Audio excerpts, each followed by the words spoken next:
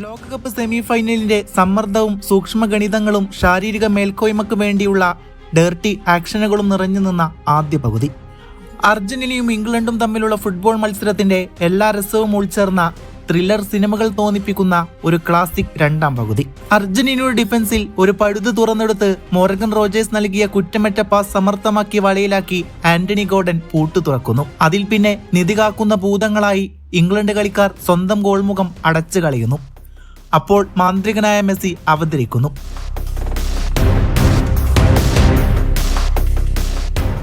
അതുവരെ ഒളിപ്പിച്ചു വെച്ച മാന്ത്രിക വടി കൊണ്ടെന്ന പോലെ അയാൾ ബോക്സിലേക്ക് അമ്പുകളെയ്യുന്നു. തൊട്ടുതൊട്ടെന്ന പോലെ ഉന്നം തെറ്റിയ അവസരങ്ങൾക്കൊടുവിൽ എൻസോ ഫെർണാണ്ടസിന്റെയും ലൗത്തരോ മാർട്ടിനസിന്റെയും ഗോളുകൾ അതുവരെയുള്ള കളിയുടെ തലവര മാറ്റുന്നു. വിരസമായ ആദ്യ പകുതി മറക്കാം. ഇടവേള കഴിഞ്ഞു വന്നപ്പോൾ തന്നെ അർജന്റീനയുടെ നീക്കങ്ങളിൽ ലക്ഷ്യബോധം കൈവന്നിരുന്നു. ആദ്യ പകുതിയിൽ മിസ്ഫിറ്റായി തോന്നിയ സിമിയോണി പോലും മറ്റൊരു പ്ലെയറായി മാറിയ പോലെ തോന്നി. കിട്ടിയ അവസരങ്ങളിൽ പഴുതന്വേഷിച്ച് ഇംഗ്ലണ്ടും നിറഞ്ഞു നിന്നതോടെ കളി മുറുകി. അതിനിടയിൽ ബോക്സിന് പുറത്ത് ഒരു ഹൈബോൾ ക്ലിയർ ചെയ്യുന്നതിലുണ്ടായ ലിസാൻഡ്രോയുടെയും ഗുരുതരമായ പിഴവിൽ നിന്ന് റോജേഴ്സ് ഗോളിലേക്കുള്ള വഴി തുറക്കുന്നു. വലതുഭാഗത്തു നിന്ന് നൽകിയ ക്രോസെല്ലാം കൊണ്ടും പെർഫെക്റ്റ് ആയിരുന്നു. ആന്റണി ഗോർഡൻ കൃത്യസമയത്ത് ഉണ്ടാവേണ്ട സ്ഥലത്ത് ഉണ്ടായിരുന്നു. ആ ഗോളിൽ അർജന്റീനക്ക് അനുകൂലമായ ഒരു ഘടകമുണ്ടായിരുന്നു. ഈ ടൂർണമെന്റിൽ പിറകിൽ നിന്ന് തിരിച്ചു വന്ന പരിചയമുള്ള അവർക്ക് നോർമൽ ടൈമിൽ 35 മിനിറ്റ് കൂടി എന്നത് ആവശ്യത്തിലും അധികമായിരുന്നു. തുഷേൽ പക്ഷേ മറ്റൊരബദ്ധവും കൂടെ കാണിച്ചു.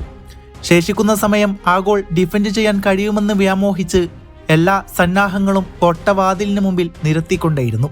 അതിനാൽ അർജന്റീനക്ക് കാര്യങ്ങൾ അനുകൂലമായി. ആദ്യ പകുതിയിൽ ഒറ്റയോട്ടത്തിൽ കെയ്നിനെയും ഗോർഡനെയും നിലം പറ്റിച്ച് സൂചന നൽകിയ മെസ്സി ഗോൾ വീണതോടെ താൻ കരിയറിലെ അവസാന ലോകകപ്പാണ് കളിക്കുന്നതെന്ന കാര്യം ഓർമ്മിപ്പിച്ചു.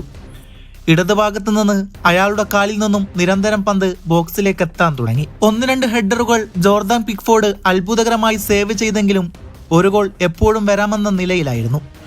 ബോക്സിൽ ക്ലിയർ ചെയ്യപ്പെട്ട പന്ത് പിടിച്ചെടുത്ത് ലയണൽ മെസ്സി ബോക്സിന് പുറത്ത് എൻസോക്ക് നൽകുമ്പോൾ ക്ലോക്കിൽ സമയം 85 മിനിറ്റ് ആയിരുന്നു. അല്പം മുമ്പ് പോസ്റ്റിന് മുകളിലൂടെ ഒരു ലോങ് റേഞ്ചർ പറത്തിയ അയാൾക്ക് ഇത്തവണ പിഴച്ചിലായിരുന്നു.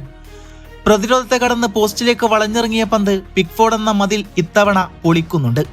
ആ ഗോൾ ശരിക്കും അർജന്റീനയുടെ വിജയ ഗോളായിരുന്നു എന്ന് തോന്നി. അതിനുശേഷം അവരുടെ ഊർജം ഇരട്ടിയായി.